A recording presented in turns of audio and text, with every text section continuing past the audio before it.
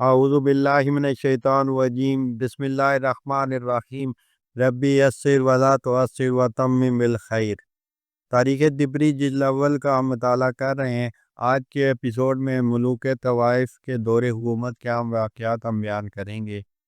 اہل فارس کا گمان ہے کہ حضرت مریم علیہ السلام بنت عمران اور عیسیٰ علیہ السلام بن مریم کی پیدائش کا واقعہ بابل پر سکندر کے غلبے کے 65 سال بعد پیش آیا، جبکہ اشکانی بادشاہت کے 51 سال بعد پیش آیا، جبکہ نصارہ کا خیال ہے کہ حضرت عیسیٰ علیہ السلام کی پیدائش کا واقعہ سکندر کے غلبے کے 300 سال بعد پیش آیا، اور ان لوگوں کا یہ بھی خیال ہے کہ حضرت یحییٰ علیہ السلام بن زکریا علیہ السلام کی ولادت حضرت عیسیٰ علیہ السلام سے 6 ماہ قبل ہوئی تھی، اور جب مریم علیہ السلام امید سے ہوئیں تو ان کی عمر صرف 13 سال تھی۔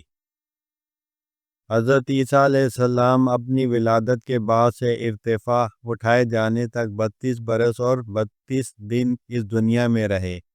ان کے ارتفاع کے بعد حضرت مریم علیہ السلام 6 سال زندہ رہی۔ حضرت مریم علیہ السلام کی عمر 50 سال سے کچھ اوپر تھی۔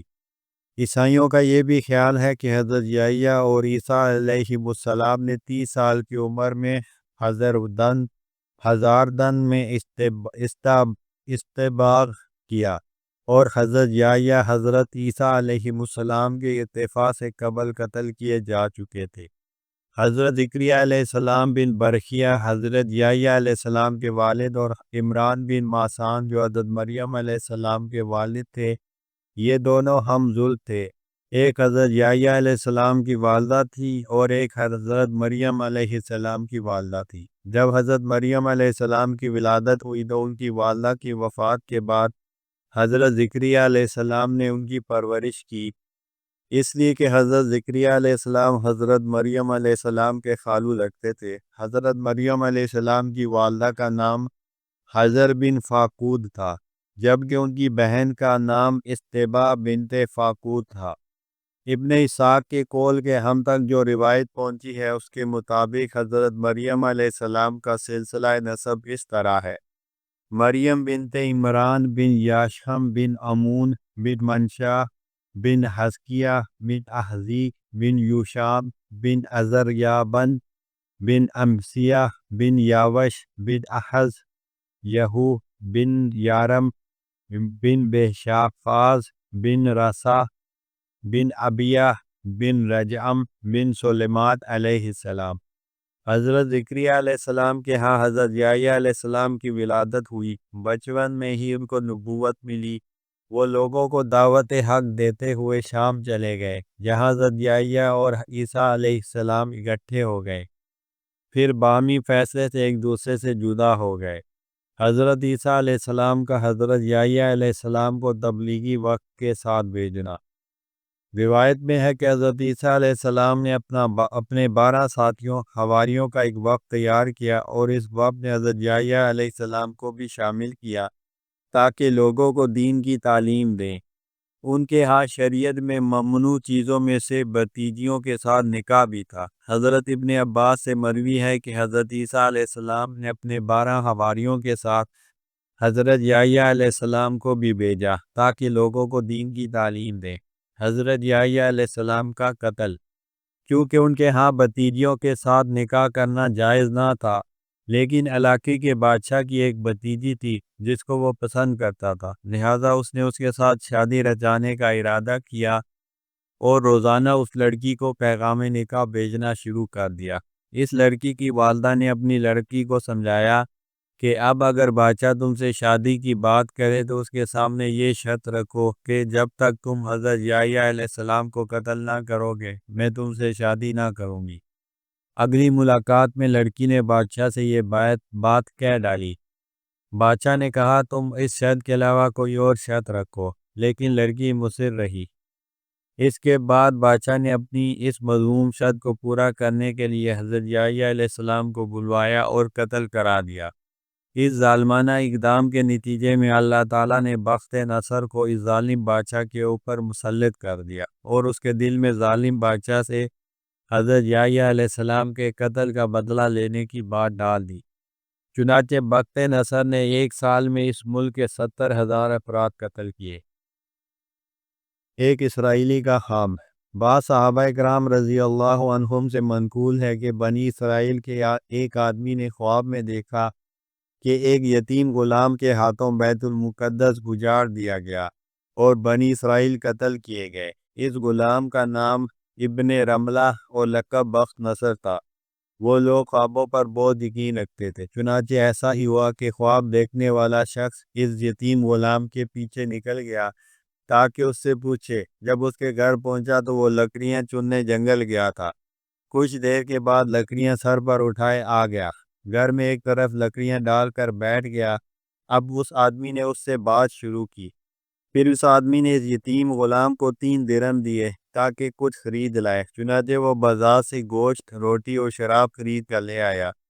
دوسرے اور تیسرے دن بھی یہی کیفیت رہی۔ تیسرے دن اس یتیم غلام سے کہا کہ اگر زندگی کے کسی گوشے میں تم بادشاہ بنا دیے جاؤ تو میں آج ہی اس دن کی تم سے امان مانگ رہا ہوں۔ وہ بولا، کیا تم مجھ سے مذاق کر رہے ہو؟ اس اسرائیلی شخص نے کہا کہ میں مذاق نہیں کر رہا، بس آپ مجھے اس کا پروانہ لکھ دیجئے۔ اس کی ماں نے بھی کہا کہ لکھ دینے میں کیا حرج ہے، اگر تم بادشاہ بن جاؤ تو ٹھیک، ورنہ تم پر کوئی بوجھ نہیں۔ چنانچہ اس نے امان کا پروانہ لکھ کر دے دیا اور جاتے جاتے اس نے پوچھا کہ بادشاہ بننے کے بعد میں آپ کے پاس آ جاؤں گا، اس وقت آپ کے پاس لوگوں کا وسیع حلقہ ہوگا تو آپ مجھے کیسے پہچان پائیں گے؟ اس نے جواب دیا کہ میرے اس پروانے کو کسی ڈنڈی سے لٹکا کر اونچا کر دینا، میں پہچان لوں گا۔ چنانچہ غلام کو بہت کچھ دیا۔ حضرت یحییٰ علیہ السلام کا ظالمانہ قتل۔ بنی اسرائیل کے بادشاہ حضرت یحییٰ علیہ السلام کا بہت زیادہ احترام کرتے تھے، اپنے ہر معاملے میں ان سے مشورہ لیتے تھے اور ان کی مجالس میں حاضری دیتے تھے۔ ایک ایسا ہی عقیدت مند بادشاہ اپنی سوتیلی بیٹی کے ساتھ شادی رچانا چاہتا تھا۔ مشورہ لینے پر حضرت یحییٰ علیہ السلام نے اسے ایسا کرنے سے منع کر دیا اور فرمایا کہ یہ تمہارے لیے جائز نہیں۔ جب یہ بات اس بادشاہ کی بیوی اور سوتیلی بیٹی کو پہنچی تو انہوں نے حضرت یحییٰ علیہ السلام سے انہیں بغض ہو گیا اور انہوں نے کسی نہ کسی طریقے سے حضرت یحییٰ علیہ السلام کو قتل کروانے کے متعلق منصوبے بنانے شروع کر دیے۔ آخرکار اس نے یہ چال چلی کہ اپنی بیٹی کو بادشاہ کی محفل نو نوش میں زرق برق لباس پہنا کر اور 16 سنگار کر کے پرکشش بنا کر بھیج دیا اور ساتھ سمجھا دیا کہ بادشاہ کے روب میں آ کر اسے اپنے اوپر غلبہ نہ پانے دینا، البتہ جب وہ تمہاری طرف متوجہ ہو تو زیر ہونے کے لیے یہ شرط رکھنا کہ پہلے حضرت یحییٰ علیہ السلام کو قتل کرے۔ چنانچہ لڑکی نے یہی کیا اور بادشاہ نے 1000 بار منع کرنے پر بھی اپنی شرط پر اڑی رہی۔ جب لڑکی اس شرط پر بضد رہی کہ جب تک مجھے حضرت یحییٰ علیہ السلام کا سر تش میں لا کر نہ دیا جائے گا تو میں قربت نہ دوں گی، آخرکار بادشاہ اس کے حسن کے چکروں میں پھنس گیا۔ حضرت یحییٰ علیہ السلام کے سر کا تشت میں بولنا۔ جب بادشاہ نے حضرت یحییٰ علیہ السلام کو ذبح کروا کے تشتری میں اس لڑکی کے سامنے ان کا سر رکھ دیا تو ان کے منہ سے آواز آئی، تمہارے لیے سوتیلی بیٹی سے نکاح جائز نہیں۔ جب صبح ہوئی تو دیکھا کہ اس سر سے خون ٹھاٹے مار کر بہہ رہا ہے۔ اس خون پر مٹی ڈالی گئی لیکن اب خون مزید جوش مارنے لگا۔ پھر مٹی ڈالی گئی مگر خون تک تھمتا ہی نہیں، یہاں تک کہ شہر کی فصیل تک پہنچ گیا اور اب بھی جوش مار رہا تھا۔ بخت نصر کا حملہ۔ یہ جان کا خبر جب سیہائین بادشاہ کو پہنچی تو اس نے شہر میں منادی کرا دی اور ایک لشکر بھیجنے کا فیصلہ کیا۔ باہمی مشاورت سے بخت نصر کو امیر لشکر مقرر کیا گیا۔ بخت نصر ایک عظیم لشکر کے ساتھ اس شہر پر حملے کی غرض سے نکلا۔ جب یہ لشکر شہر کے قریب پہنچا تو شہر والوں نے دروازے بند کر کے اپنے آپ کو محصور کر لیا۔ چنانچہ بخت نصر اور اس کا لشکر سخت مشکلات میں پھنس گئے، ان پر سخت تنگی ہو گئی اور بھوک پیاس نے انہیں تنگ کر دیا اور انہوں نے واپس لوٹنے کا سوچنا شروع کر دیا کہ اچانک بنی اسرائیل میں سے ایک عورت نکلی اور پوچھا کہ امیر لشکر کہاں ہے۔ چنانچہ اس کی ملاقات امیر لشکر سے کرائی گئی۔ اس بوڑھی عورت نے کہا کہ مجھے علم ہوا ہے کہ آپ لوگ شہر کے فتح ہونے سے پہلے واپسی کا ارادہ کر رہے ہیں۔ امیر لشکر نے کہا کہ ہاں ایسا ہی ارادہ ہے، کیونکہ یہاں پر ہمیں بہت سی مشکلات کا سامنا ہے۔ اس بری عورت نے کہا کہ اگر میں اس شہر کو فتح کر کے تمہیں دوں تو مجھے کیا دو گے؟ کیا جس چیز کا میں مطالبہ کروں گی وہ دو گے؟ اور کیا میرے کہنے پر تم حملہ کرو گے اور میرے ہی کہنے پر رک جاؤ گے؟ امیر لشکر نے جواب دیا، ہاں ایسا ہی کریں گے۔ اس پر اس عورت نے امیر لشکر کو ایک ترکیب سکھائی کہ تم اپنے لشکر کو 4 حصوں میں تقسیم کرو، پھر ان کو شہر کے چاروں کونوں میں کھڑا کر دو، اور پھر ہاتھ اٹھا کر اللہ سے دعا کرو کہ یا اللہ، ہم آپ سے حضرت یحییٰ علیہ السلام کے خون کے عوض جو عنقریب گرنے ہی والا ہے فتح کی امید کرتے ہیں۔ چنانچہ صبح ہونے پر امین لشکر کے حکم پر ایسا ہی کیا گیا، جس کے بعد شہر کی فصیلیں گر پڑیں اور لشکر چاروں طرف سے شہر میں داخل ہو گیا۔ اس عورت کے اشارے پر بعض افراد کے قتل سے ہاتھ روکا گیا اور بعضوں کو قتل کیا گیا۔ اب وہ عورت لشکر کو اس مقام پر لے آئی جہاں حضرت یحییٰ علیہ السلام کو قتل کیا گیا تھا اور جہاں پر ابھی خون ابل رہا تھا۔ اس مقام پر 70,000 آدمیوں کو قتل کیا گیا، تب جا کر حضرت یحییٰ علیہ السلام کے خون کا جوش ختم ہوا۔ بیت المقدس میں مردار۔ اس کے بعد اس عورت نے کہا قتال بند کر دیں، کیونکہ اللہ تعالیٰ کسی نبی کے ناحق قتل پر اس وقت تک راضی نہیں ہوتا جب تک کہ اس کے قاتل اور قتل میں رضامند لوگ بھی قتل نہ کر دیے جائیں۔ اس کے بعد ایک شخص یحییٰ علیہ السلام کا صحیفہ لے کر حاضر ہوا تو اسے اور اس کے گھر والوں کو زندہ چھوڑ دیا گیا۔ اس کے بعد بخت نصر نے بیت المقدس کو تباہ کیا اور اس کے اندر کوڑا کرکٹ مردار ڈالنے کا حکم دیا، یہاں تک کہ اس کے اندر گندگی پھیلانے والوں کا 1 سال کا جزیہ معاف کرنے کا اعلان کیا گیا۔ اس معاملے میں رومیوں نے بھی اس کا ساتھ دیا، کیونکہ بنی اسرائیل نے یحییٰ علیہ السلام کو قتل کر دیا تھا اور یہ بنی اسرائیل کا مقدس مقام تھا۔ بیت المقدس کو تباہ کرنے کے بعد بخت نصر بنی اسرائیل کے لوگوں کو قید کر کے اپنے ساتھ لے گیا اور ساتھ ہی انبیاء کی دیگر اولادوں دانیال، الیاہ، عزریہ اور میشائیل وغیرہ کو بھی لے گیا۔ وہ جالوت کا سر بھی اپنے ہمراہ لے گیا۔ جب اس مارکے کو سر کرنے کے بعد بخت نصر واپسی میں بابل کے مقام پر پہنچا تو سیاحین کے انتقال کی خبر ملی، جس کے بعد وہ خود ہی بادشاہ بن گیا۔ بادشاہ بننے کے بعد دانیال کی شخصیت اس کی نظروں میں بہت ہی معزز اور محترم تھی، جبکہ یہ بات مجوسیوں کو کھٹکتی تھی۔ چنانچہ ان کے دل میں حسد کی آگ بھڑک اٹھی اور وہ دانیال کے خلاف بخت نصر کے کان بھرنے لگے، کہتے کہ دانیال اور ان کے ساتھی آپ کے معبود کی عبادت نہیں کرتے اور نہ ہی آپ کا ذبیحہ کھاتے ہیں۔ چنانچہ بخت نصر نے ان کو بلایا اور پوچھا کہ کیا واقعتاً کوئی ایسی بات ہے؟ انہوں نے بے دھڑک جواب دیا کہ ہاں کیوں نہیں، ہم تو اپنے رب کی عبادت کرتے ہیں اور کافر کا ذبیحہ بھی نہیں کھاتے۔ یہ سن کر بخت نصر نے ایک گڑھا کھودنے کا حکم دیا۔ بہت بڑی خندق کھودی گئی اور ان 6 آدمیوں کو اس خندق میں ڈال کر بھوکے وحشی درندوں کو ان پر چھوڑ دیا گیا تاکہ وہ چشم زدن میں ان کی ٹکا بوٹی کر کے کھا جائیں۔ یہ حرکت کرنے کے بعد وہ اپنے گھروں کو چلے گئے اور اپنے فاصل زوم میں کہ یہ جانور جو کہ متواتر کئی دنوں کے بھوکے ہیں ان کا برگس نکال دیں گے، بڑے اطمینان سے چلے گئے۔ صبح جب واپس آئے تو دیکھا کہ خندق میں بجائے 6 کے 7 افراد موجود ہیں اور وحشی درندہ بھی ان لوگوں کے پاس پاؤں پھیلائے ان کے درمیان بیٹھا ہے، اور ان میں سے کسی ایک کو معمولی سی خراش بھی نہیں آئی۔ ان میں 7واں آدمی دراصل وہ فرشتہ تھا جو ان لوگوں کی حفاظت پر مامور تھا۔ جب ان 7 کو خندق سے نکالا گیا تو اس فرشتے نے نکلتے ہی بخت نصر کو اس زور سے تھپڑ لگایا کہ وہ جانور بن گیا اور 7 سال تک اسی حالت میں رہا۔ مورخین میں بامی اختلاف۔ ابو جعفر کہتے ہیں کہ مذکورہ قول میں حضرت یحییٰ علیہ السلام کے قتل کی وجہ سے ہی بخت نصر نے بنی اسرائیل کو تحت طے کیا۔ کیا یہ بات چاہے جس سے بھی مروی ہو، مورخین، سیرت نگار اور ماضی کے شناساؤں کے نزدیک ہے، جبکہ اہل ملک وغیرہ کے نزدیک یہ بات غلط ہے، اور اس کی وجہ یہ ہے کہ وہ تمام اس بات پر متفق ہیں کہ بخت نصر نے بنی اسرائیل سے جنگ کی جب انہوں نے نبی شیعہ علیہ السلام کو قتل کیا، اور یہ ارمیہ بن حلقیہ کے دور کی بات ہے۔ آرمیہ کے دور حکومت اور بخت نصر کے بیت المقدس کی تخریب اور یحییٰ علیہ السلام بن زکریا علیہ السلام کی ولادت کے درمیان 461 سال کا فرق ہے، اور یہ یہود و نصارہ کا قول ہے۔ اس کی تفسیر یوں بیان کی جاتی ہے کہ بقول ان یہود و نصارہ کے بیت المقدس کے ہاتھوں تخریب اور اس کی تعمیر کیرش بن اخشورش کے دور میں ہوئی، جو کہ ادشیر بہمن میں اسفندیار بن یشتاسب کی طرف سے بابل کا گورنر تھا۔ ادشیر کے بعد اس کی بیٹی کی طرف سے 70 سال تک اپنے عہدے پر رہا، اور اس کی تعمیر کے بعد سکندر کے امور سلطنت سنبھالنے تک تقریباً 88 سال لگے۔ سکندر کی بادشاہت کے بعد سے حضرت یحییٰ کی ولادت تک 303 برس لگے۔ یہ سب ملا کر 461 سال بنتے ہیں۔ مجوسیوں کا یہود و نصارہ سے بیان میں اختلاف۔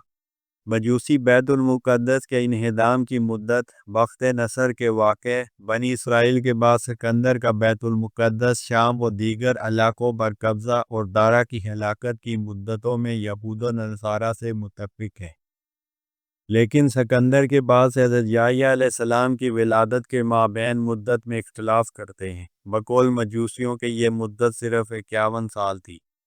نصرانیوں کا بیان۔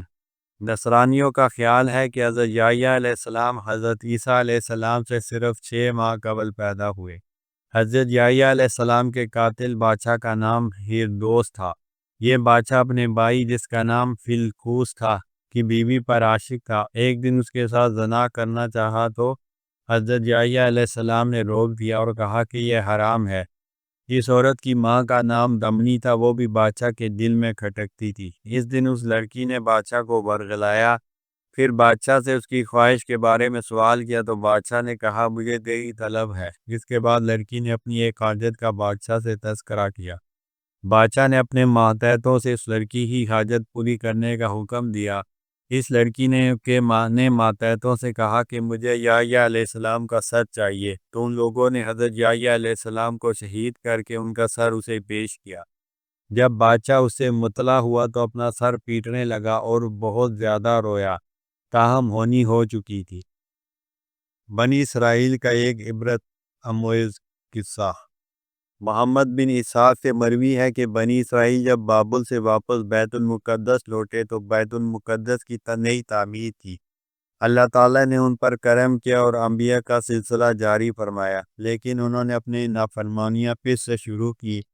کچھ لوگوں نے انبیاء کی تکذیب کی اور کچھ کو قتل کیا، یہاں تک کہ اللہ تعالیٰ نے ان میں آخری پیغمبر حضرت یحییٰ علیہ السلام اور عیسیٰ علیہ السلام کو مبعوث فرمایا، اور یہ دونوں آل داؤد میں سے تھی۔ روایت ہے کہ جب اللہ تعالیٰ نے حضرت عیسیٰ علیہ السلام کو ان میں سے اٹھا لیا اور حضرت یحییٰ علیہ السلام کو انہوں نے قتل کر دیا، بعضوں کے نزدیک زکریا علیہ السلام کو قتل کر دیا، تو اللہ تعالیٰ نے ان پر بابل سے ایک بادشاہ بھیجا جس کا نام خردوس تھا۔ یہ بابل کا بادشاہ لوگوں کو لے کر ان کی طرف چل پڑا اور ملک شام میں جہاں یہ لوگ بستے تھے داخل ہوا۔